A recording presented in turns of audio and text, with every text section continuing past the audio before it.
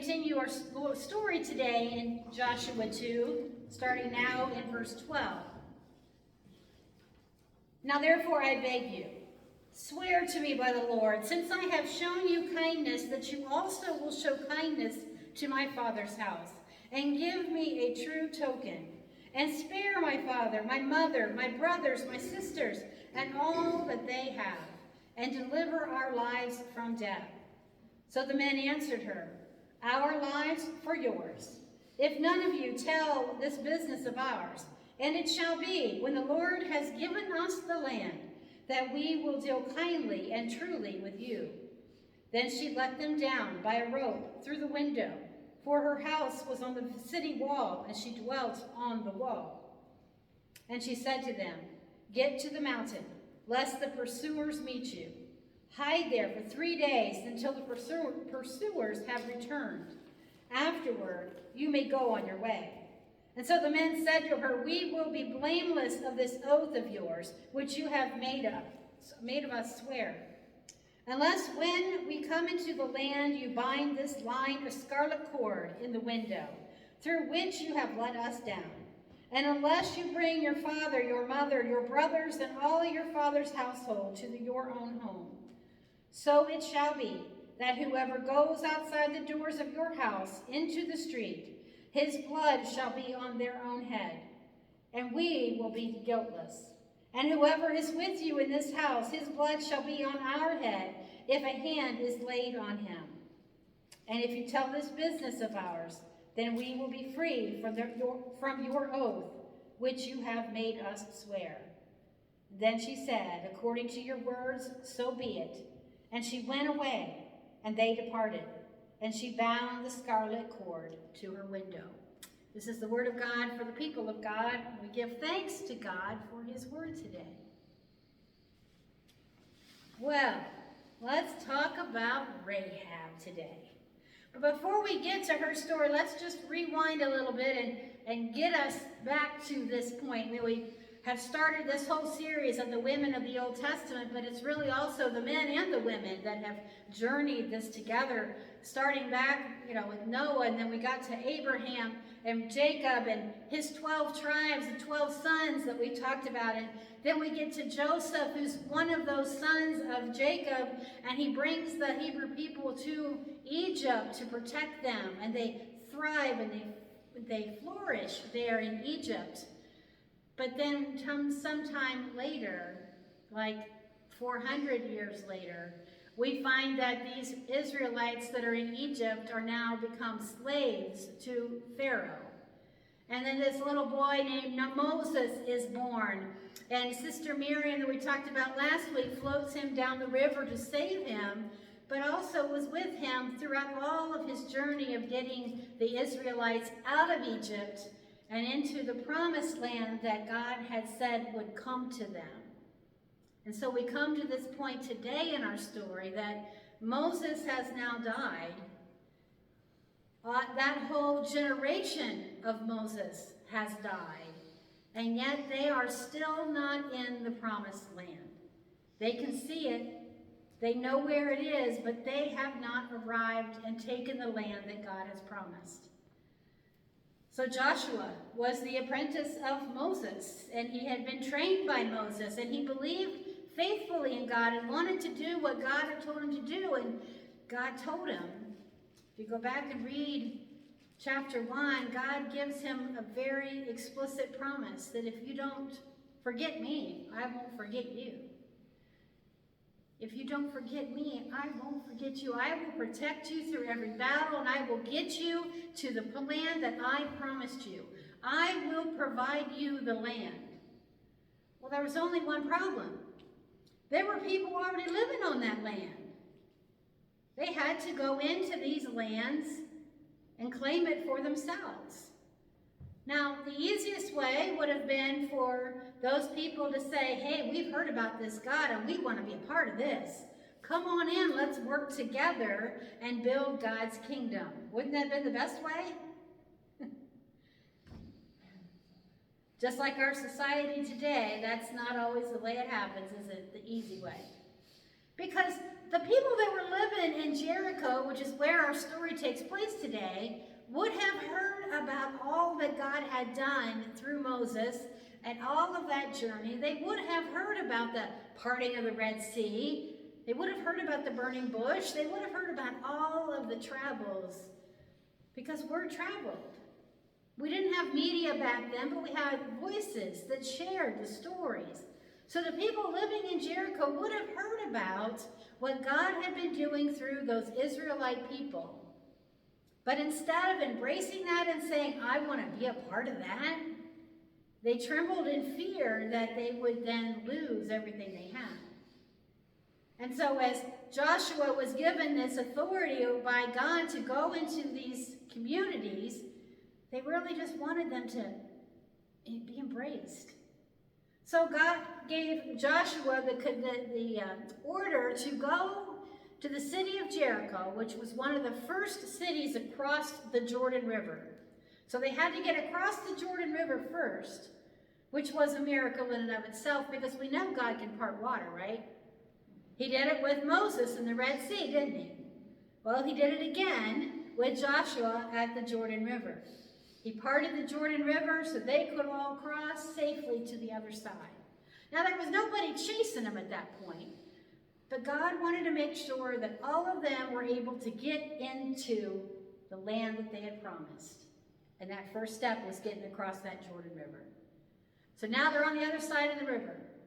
They're camped out there, they're eating off of the land, but it's outside of the walls of Jericho, because Jericho had become so scared of God, they built up walls around their entire city so that nobody could get in.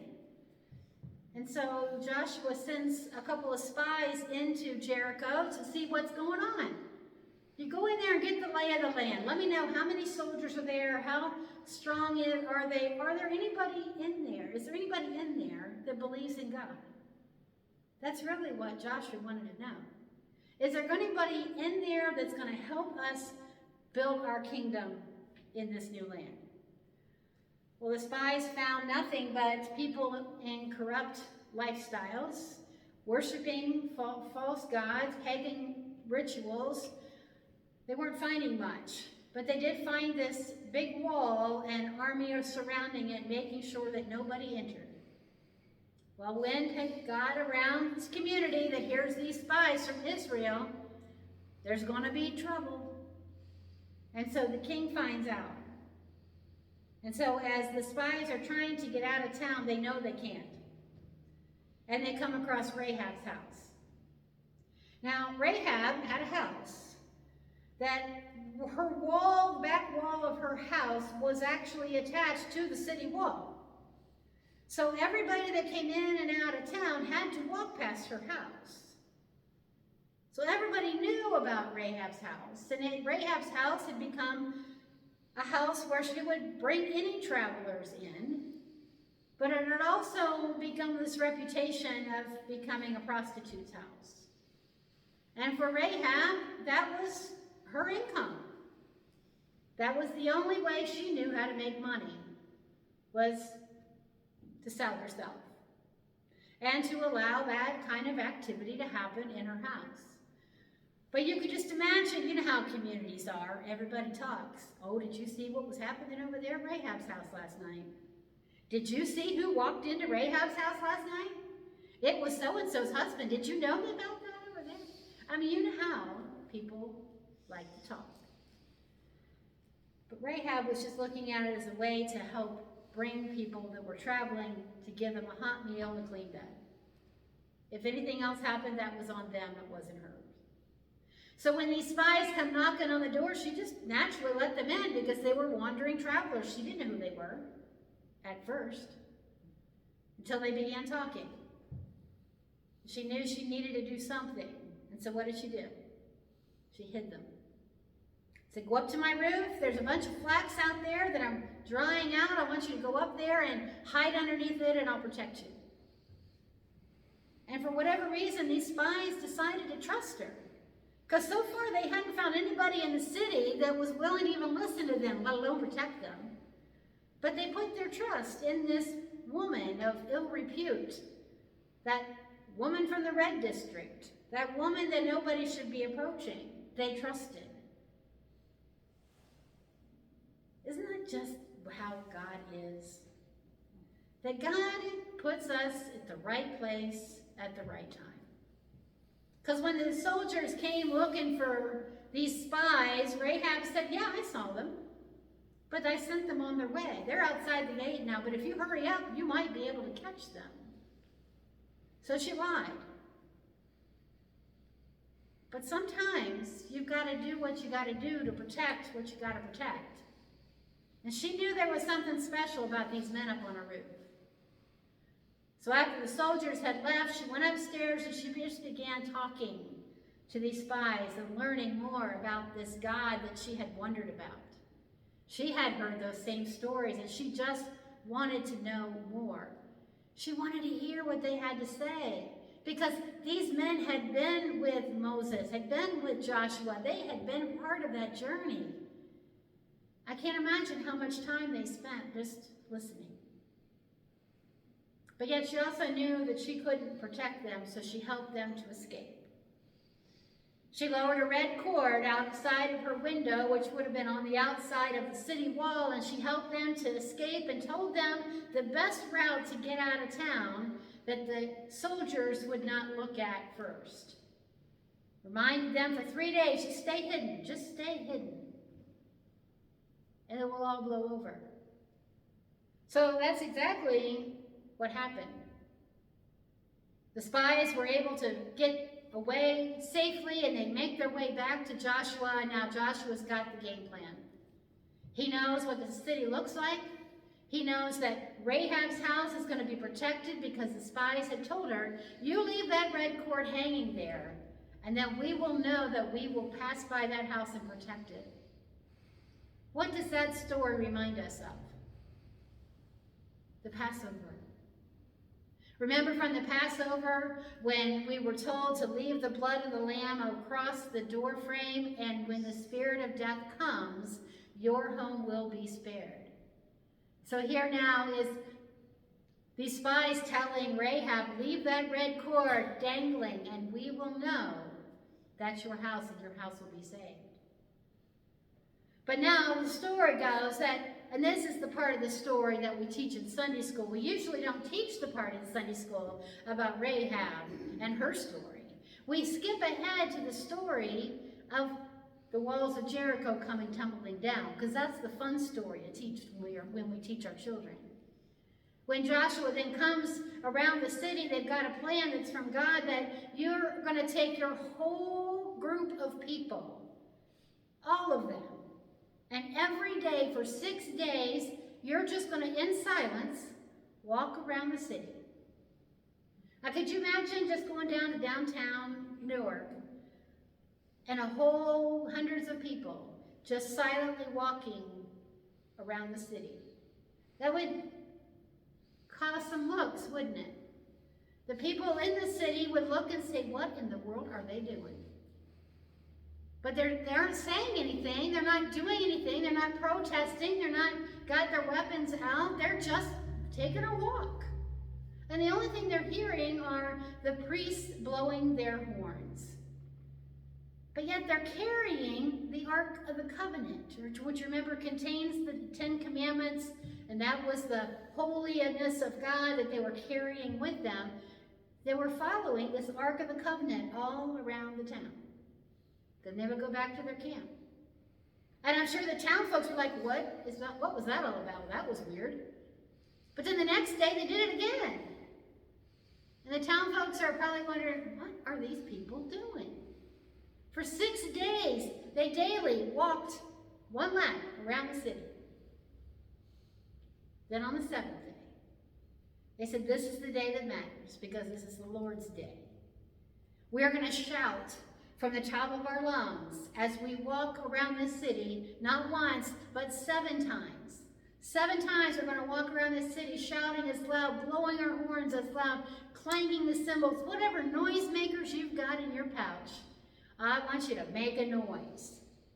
And it was such a noise that the earth trembled and the walls came crumbling down. They defeated Jericho. And the people at that time could have said, all right, I surrender. I see what God can do. I want to be a part of that. And instead, they didn't. Joshua and his army took over Jericho and cleaned it up. That's the nice way to put it. They cleaned it up. And all that was left were the people that were ready to follow what God had intended for that town. And Rahab and her entire family were spared. What can we learn from this story today? There's just several things we can learn from this story today. One is that we can recognize the parallels between what God did with Moses and what God did with Joshua. You know, the parting of the water, he made the same promise unto them. I will protect you. Nothing will harm you. I will be with you through it all. The promise of the blood and the saving of families, that for those who believe, and all who believe in God will be saved. And that's the same truth that we have for today. For all who believe in him will be saved. But I think the most important message that we can take from our lesson today is that it doesn't matter who you are, who you have been. It doesn't matter what mistakes you have made in the past, or even the ones that you may be sitting in right now. It doesn't matter where you come from.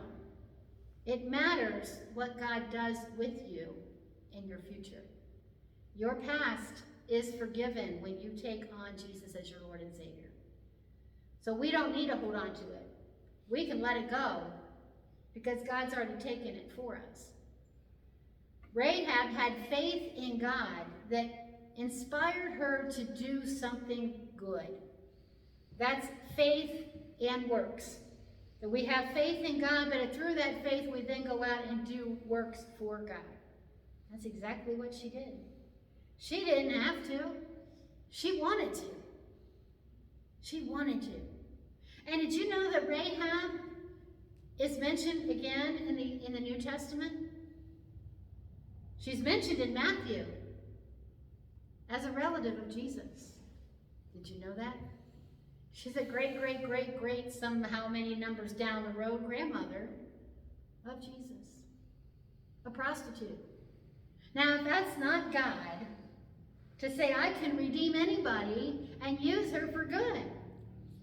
But Rahab's also mentioned in Hebrews 11, where they talk about the saints of the church and the leadership. Rahab's mentioned because of her boldness in her faith. So as we celebrate All Saints' Day and we think about those that have gone on before us, we think about their legacy and what they have given to us as individuals, but to also the church, to their community, and we praise God for that. But we also then look into our own hearts and say, yeah, I've got a strong faith, God. What am I doing about it? Am I going to serve you with power and grace that you've asked me to serve? We can take from Rahab that truth, that nothing can keep us from the love of God. Nothing can separate us from his love. That's what we hold on to today. So, since Mary picks our music today, she only picked one song today. And that's the one on the back cover because she's been singing it all week as soon as she knew we were going to do Rahab today. So we're going to sing Joshua Fought the Battle of Jericho because that's just what you sing, right? All right, let me find it here.